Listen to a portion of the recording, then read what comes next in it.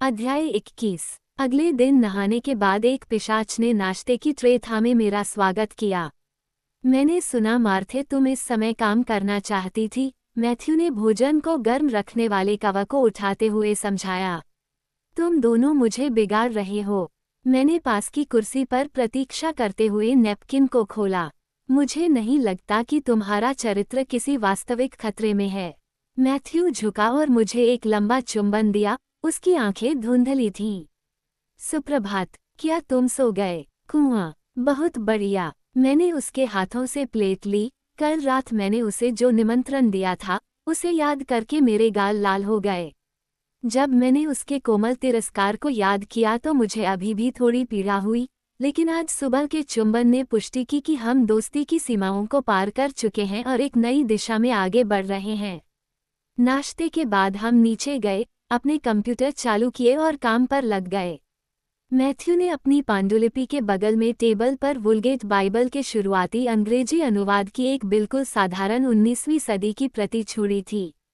धन्यवाद, मैंने उसे कंधे पर उठाकर कहा। मैंने इसे नीचे पाया। जाहिर है, मेरे पास जो है वो तुम्हारे लिए काफी नहीं है। वह मुस्कुराया। मैं गुटेनबर्ग बाइबल को संदर्भ पुस्तक मानने से पूरी तरह इनकार करता हूँ, मैथ्यू। मेरी आवाज़ अपेक्षा से अधिक कर्कश निकली, जिससे मैं एक स्कूली शिक्षिका की तरह लग रही थी। उन्होंने सुझाव दिया, मैं बाइबल को आगे पीछे से अच्छी तरह जानता हूँ। यदि आपके पास कोई प्रश्न है, तो आप मुझसे पूछ सकते हैं। मैं तुम्हें संदर्भ पुस्तक के रूप में भी उपयोग नहीं कर रहा हूँ। आपकी मर्जी, उन्होंने कंधे उचकाकर और फिर से मुस्कुराते हुए कहा। मेरे पास मेरा कंप्यूटर और मेरे सामने एक कीमिया पांडुलिपि थी। मैं जल्दी पढ़ने, विश्लेषण करने और अपने विचारों को रिकॉर्ड करने में लीन हो गया। एक बार ऐसा हुआ जब मैंने मैथ्यू से किताब के पन्नों को भारी करने के लिए कुछ मांगा, जबकि मैं टाइप कर रहा था। उसने इधर उधर टटोला और उसे लुई 14 की तस्वीर वाला एक कांस्य पदक और एक छोटा लकड़ी का पैर मिला, जिसके बारे में उसने दावा किया कि यह एक जर्मन देवदूत से आया है। वह बिना किसी गारंटी के दोनों वस्तुओं को वापस नहीं करेगा। अंत में वह कई और चुंबनों से संतुष्ट हुआ। ऑरोरा कॉन्सर्जेंस रसायन विज्ञान की परंपरा में सबसे सुंदर ग्रंथों में से एक था, जो बुद्धि की महिला आकृति पर ध्यान केंद्रित करता है और साथ ही विरोधी प्राकृतिक शक्तियों के रासायनिक सामंजस्य की खोज भी करता है। मैथ्यू की प्रति में पाठ लगभग उन प्रतियों के समान था, जिन्हें मैंने ज्यूरिख, ग्लासगो और लंदन में देखा था। लेकिन चित्र काफी अलग थे। कलाकार, बोर्गो लेनोइर, अपनी कला की सच्ची उस्ताद थीं। प्रत्येक चित्रण सटीक और खूबसूरती से निष्पादित किया गया था, लेकिन उनकी प्रतिभा केवल तकनीकी महारत में ही नहीं थी। महिला पात्रों के उनके चित्रण ने एक अलग संवेदनशीलता दिखाई। बोरगोल की बुद्धि शक्ति से भरी थी, लेकिन उसमें कोमलता भी थी। पहली रोशनी में, जहां बुद्धि ने अपने लबादे में 7 धातुओं के मानवीकरण को छिपाया था, वो उग्र मात्र गर्व की अभिव्यक्ति करती थी। 2 रोशनी थी, जैसा कि मैथ्यू ने वादा किया था कि ऑरोरा कंसर्जेंस की किसी भी ज्ञात शहर की प्रति में शामिल नहीं थीं। दोनों अंतिम दृष्टांत में दिखाई दिए, जो सोने और चांदी के रासायनिक विवाह के लिए समर्पित था। पहला रसायन विज्ञान परिवर्तन में महिला सिद्धांत द्वारा बोले गए शब्दों के साथ था। ओफ्लेन को चांदी के साथ अपने संबंध को दिखाने के लिए चंद्रमा के प्रतीकों के साथ सफेद कपड़े पहने एक रानी के रूप में दर्शाया गया है। उसे बोरगोट द्वारा बालों के बजाय चांदी के सांपों के साथ एक सुंदर, भयानक प्राणी में बदल दिया गया था। उसका चेहरा सूर्य द्वारा ग्रहण किए गए चंद्रमा की तरह छाया हुआ था। चुपचाप मैंने साथ में पाठ पढ़ा, लैटिन का अंग्रेजी में अनुवाद किया। अपने पूरे दिल से मेरी ओर मुड़ो। मुझे मना मत करो, क्योंकि मैं अंधेरा और छायादार हूँ। सूरज की आग ने मुझे बदल दिया है। समुद्र ने मुझे घेर लिया है। मेरे काम की वजह से धरती भ्रष्ट हो गई है। जब मैं कीचड़ की गहराई में डूब गया, तो धरती पर रात छा गई और मेरा सार छिप गया। चांद की रानी ने अपनी हथेली में एक तारा थाम रखा था। पानी की गहराई से मैं तुम्हें पुकारती हूँ, और धरती की गहराई से मैं उन लोगों को पुकारती हूँ जो मेरे पास से गुजरते हैं। मैंने आगे कहा, मेरे लिए देखो, मुझे देखो। और अगर तुम्हें कोई और मिल जाए जो मेरे जैसा हो तो मैं उसे सुबह का तारा दूंगी। मेरे होठों ने शब्दों को गढ़ा और बोरगोट की रोशनी ने चांद की रानी की अभिव्यक्ति में पाठ को जीवंत कर दिया, जिसने अस्वीकृति के उसके डर और उसके शर्मीले गर्व दोनों को दर्शाया। दूसरा अनूठा प्रकाश अगले पृष्ठ पर आया और पुरुष तत्व स्वर्ण सूर्य राजा द्वारा बोले गए शब्दों के साथ। बोरगोट द्वारा भारी पत्थर के ताबूत के चित्रण पर मेरी गर्दन के बाल खड़े हो गए, जिसका ढक्कन इतना खुला था कि अंदर एक सुनहरा शरीर पड़ा हुआ दिखाई दे। राजा की आंखें शांति से बंद थीं और उसके चेहरे पर आशा की एक झलक थी, जैसे कि वह अपनी रिहाई का सपना देख रहा हो। मैं अब उठूंगा और शहर में घूमूंगा। इसकी गलियों में मैं शादी करने के लिए एक पवित्र महिला की तलाश करूंगा। मैंने पढ़ा, उसका चेहरा सुंदर होगा, उसका शरीर उससे भी सुंदर होगा, उसका वस्त्र सबसे सुंदर होगा। वह मेरी कब्र के प्रवेश द्वार से पत्थर हटा देगी और मुझे कबूतर के पंख देगी ताकि मैं उसके साथ स्वर्ग में उड़ सकूं और हमेशा के लिए जी सकूं और आराम कर सकूं। इस अंश ने मुझे बैथनी से मैथ्यू के बैज और लाजर के छोटे चांदी के ताबूत की याद दिला दी। मैंने बाइबल की ओर हाथ बढ़ाया। मरकुस 16, भजन 55 और व्यवस्था विवरण 32 पद 40। मैथ्यू की आवाज़ ने शांत स्वर को चीरते हुए स्वचालित बाइबल के अनुक्रमणिका की तरह संदर्भों को उगल दिया। तुम्हें कैसे पता चला कि मैं क्या पढ़ रहा था? मैंने उसे बेहतर ढंग से देखने के लिए अपनी कुर्सी घुमाई। आपके होंठ हिल रहे थे, उन्होंने जवाब दिया, अपनी कंप्यूटर स्क्रीन पर स्थिर दृष्टि से देखते हुए। उनकी उंगलियां कुंजियों पर टकरा रही थीं। अपने होठों को एक साथ दबाते हुए मैं पाठ पर लौट आया। लेखक ने हर बाइबल के अंश को लिया था जो मृत्यु और सृजन की कीमिया की कहानी के लिए उपयुक्त था, उन्हें शब्दों में व्यक्त करके और जोड़कर। मैंने बाइबल को डेस्क पर खींच लिया। ये काले चमड़े में बंधी हुई थी और कवर पर एक सुनहरा क्रॉस था। इसे खोलकर मैंने मार्क के सुसमाचार को पढ़ा और अध्याय 16 को पढ़ा। ये वहाँ था, मार्क 16:3, और उन्होंने एक दूसरे से कहा, कौन हमारे लिए कब्र के दरवाजे से पत्थर हटाएगा? इसे ढूंढो। मैथ्यू ने धीरे से पूछा। हाँ, अच्छा। कमरे में एक बार फिर शांति छा गई। सुबह के तारे के बारे में श्लोक कहाँ है? कभी कभी मेरी बुटपस्त पृष्ठभूमि एक गंभीर व्यावसायिक दायित्व बन जाती थी। प्रकाशित वाक्य 2, श्लोक 28। धन्यवाद, मेरी खुशी। दूसरी डेस्क से एक दबी हुई हंसी आई। मैंने पांडुलिपि की ओर अपना सिर झुकाया और उसे अनदेखा कर दिया। 2 घंटे तक छोटी छोटी गॉथिक लिखावट पढ़ने और बाइबल के संदर्भों की खोज करने के बाद मैं घुड़सवारी करने के लिए तैयार था। तभी मैथ्यू ने सुझाव दिया कि अब ब्रेक लेने का समय आ गया है। अतिरिक्त बोनस के रूप में उसने मुझे दोपहर के भोजन पर यह बताने का वादा किया कि वो 17वीं शताब्दी के फिजियोलॉजिस्ट विलियम हार्वे को कैसे जानता है। मैथ्यू ने विरोध जताते हुए कहा, यह कोई बहुत दिलचस्प कहानी नहीं है। शायद आपके लिए नहीं, लेकिन विज्ञान के इतिहासकार के लिए यह उस आदमी से मिलने के सबसे करीब की बात है जिसने ये पता लगाया था कि हृदय एक पंप है। सेप्ट टूर्स में आने के बाद से हमने सूरज नहीं देखा था, लेकिन हम दोनों में से किसी को भी कोई परेशानी नहीं थी। मैथ्यू ज्यादा शांत लग रहा था और मैं ऑक्सफोर्ड से बाहर आकर आश्चर्यजनक रूप से खुश था। गिलियन की धमकियां, मेरे माता पिता की तस्वीर, यहाँ तक कि पीटर नॉक्स, ये सब हर घंटे बीतने के साथ पीछे हटते जा रहे थे। जैसे ही हम बगीचों में बाहर निकले, मैथ्यू ने काम पर एक समस्या के बारे में उत्साहपूर्वक बात की, जिसमें किसी चीज का एक स्ट्रैंड गायब था जो रक्त के नमूने में मौजूद होना चाहिए था, लेकिन नहीं था। उसने समझाने के प्रयास में हवा में एक गुणसूत्र का रेखाचित्र बनाया, आपत्तिजनक क्षेत्र की ओर इशारा किया, और मैंने सिर हिलाया। हालांकि दांव पर क्या था ये रहस्यमय बना रहा। उसके मुंह से शब्द निकलते रहे और उसने अपना हाथ मेरे कंधे पर रखा, मुझे अपने करीब खींचा। हम झाड़ियों की एक कतार के पास पहुंचे। कल हम जिस गेट से गुजरे थे, उसके बाहर काले कपड़े पहने एक आदमी खड़ा था। वह जिस तरह से एक शाहबलूत के पेड़ के सहारे झुका हुआ था, वह एक तेंदुए की तरह शान से घूम रहा था। उससे पता चलता था कि वह एक पिशाच था। मैथ्यू ने मुझे अपने पीछे खींच लिया। आदमी ने खुद को पेड़ के खुरदरे तने से शालीनता से अलग किया और हमारी ओर बढ़ा।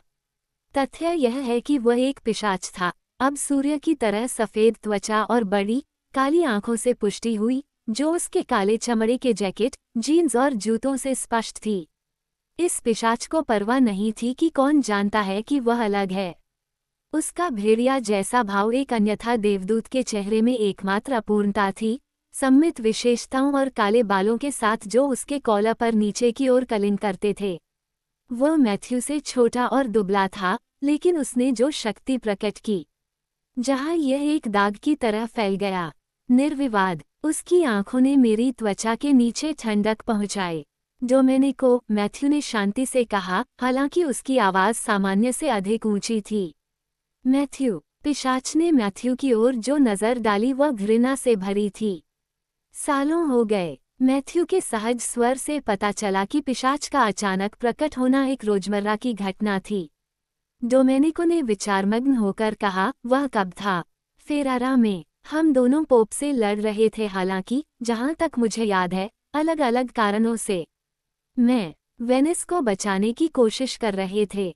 आप टेम्पलर्स को बचाने की कोशिश कर रहे थे। मैथ्यू ने सिर हिलाया, उसकी नज़र दूसरे पिशाच पर टिकी थी।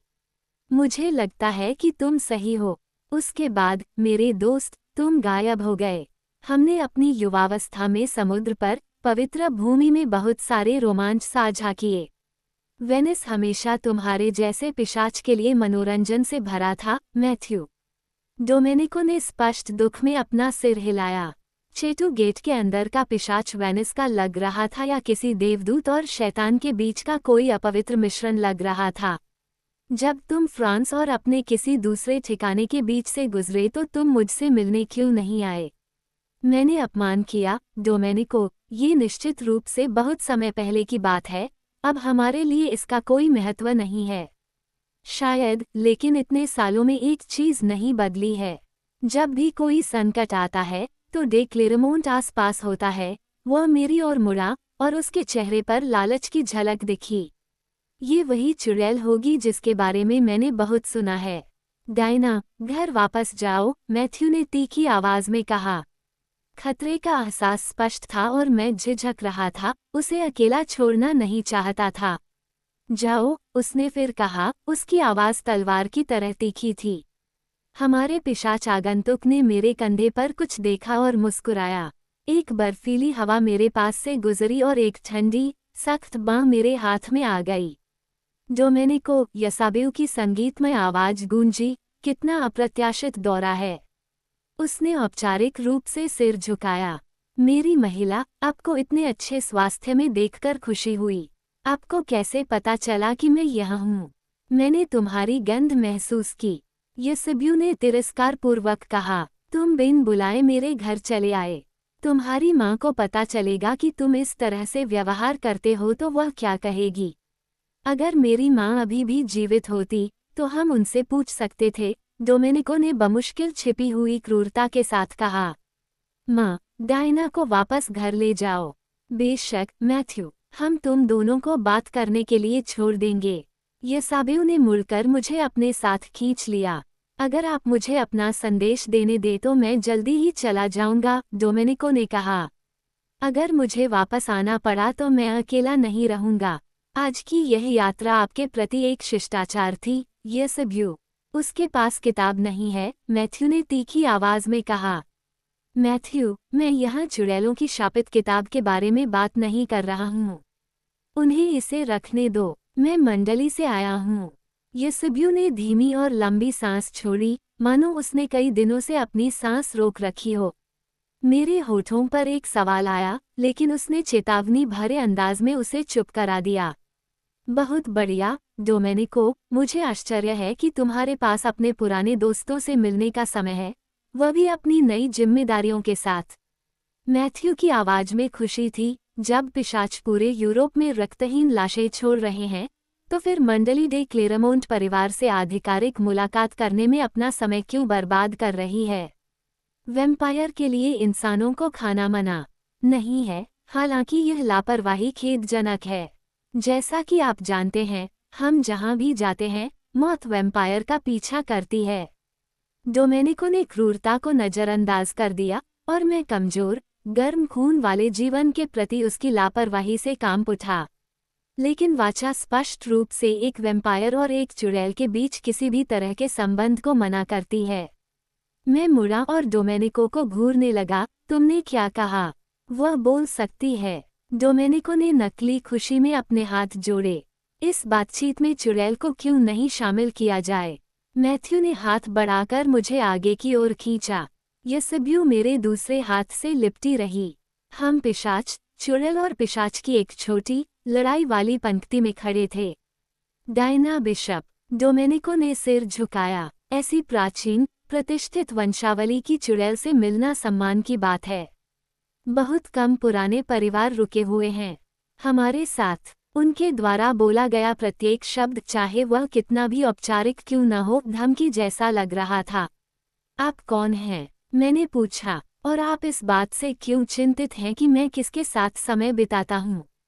वेनिस के निवासी ने मेरी ओर दिलचस्पी से देखा और फिर अपना सिर पीछे झुका लिया और जोर से हंसने लगे।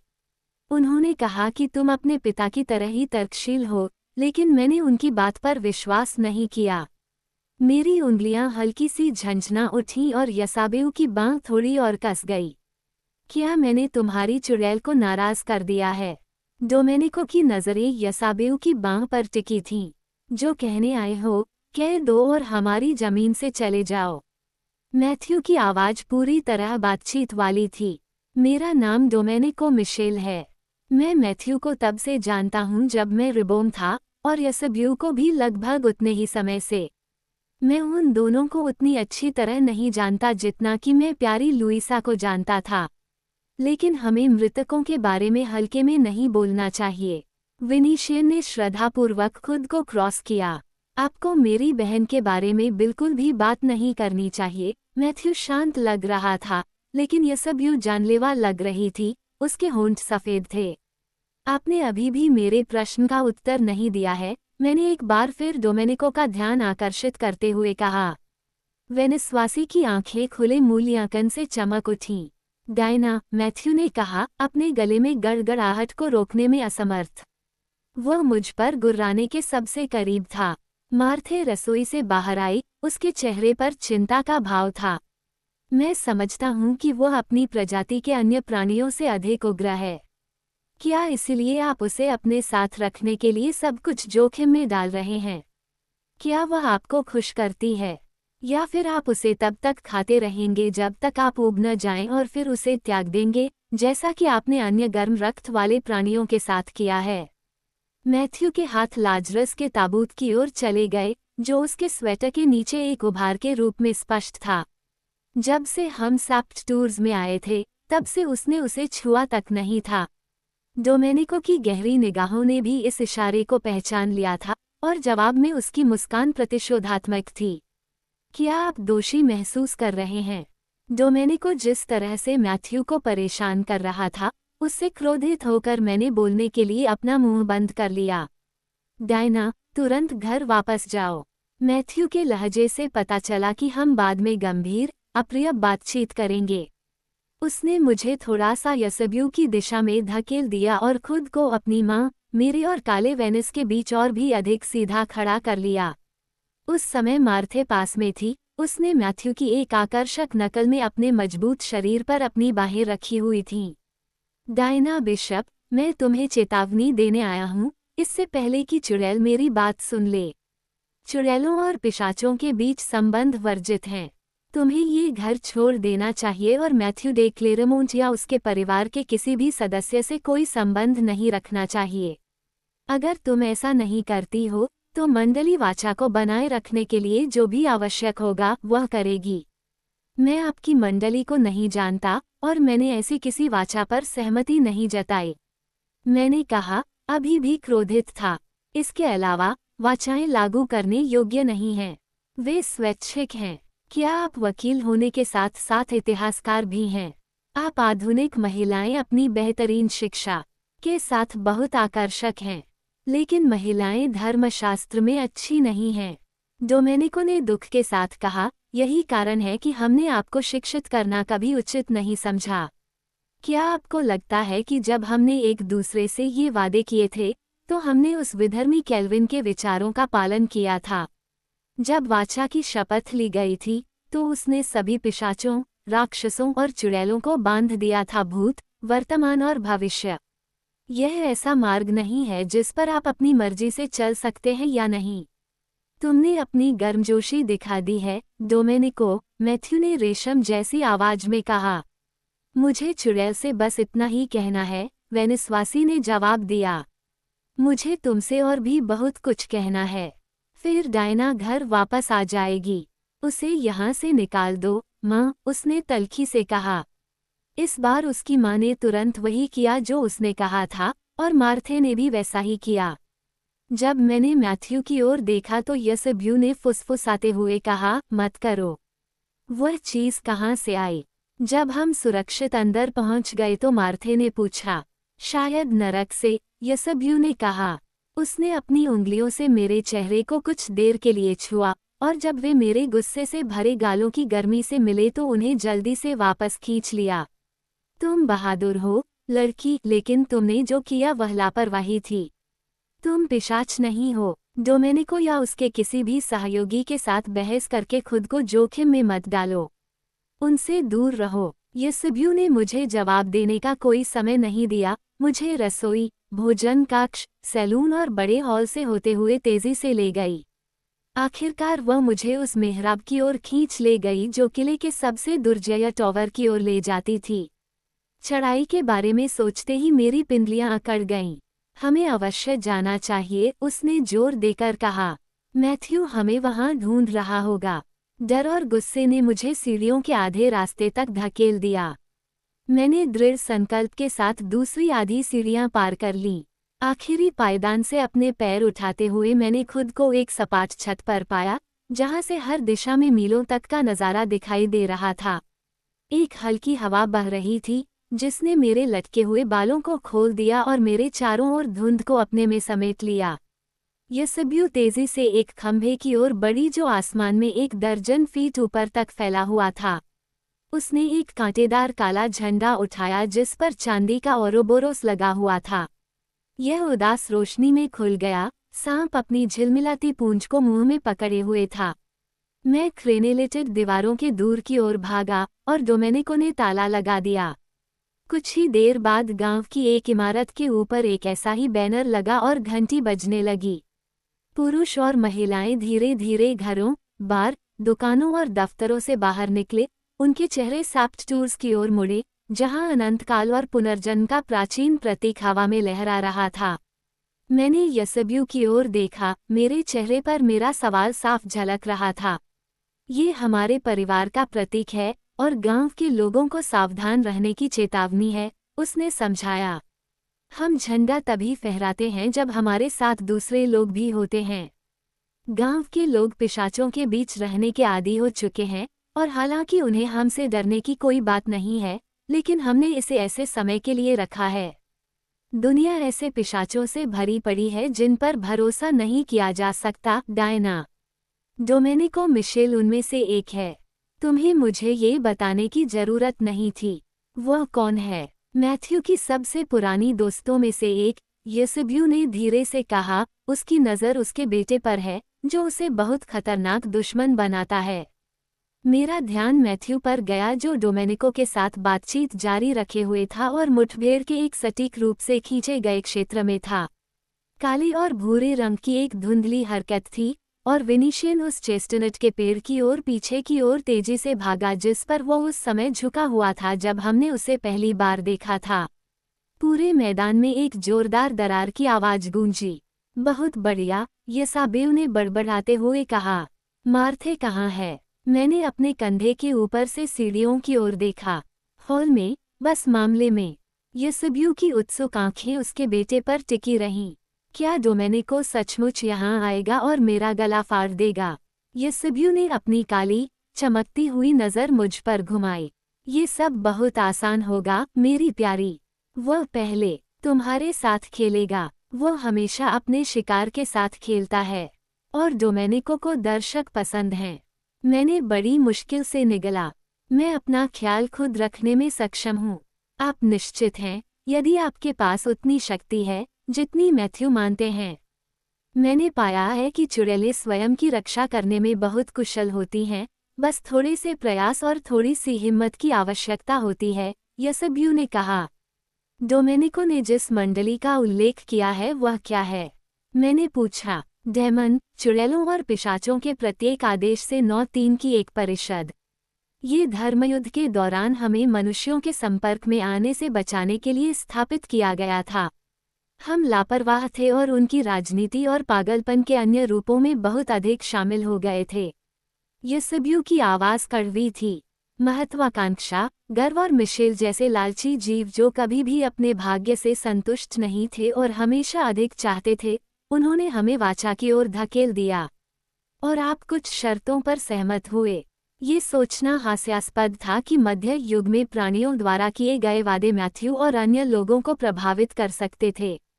यूसेबियो ने सिर हिलाया। हवा ने उसके घने, शहद जैसे बालों की कुछ लटों को पकड़ लिया और उन्हें उसके चेहरे पर घुमाया।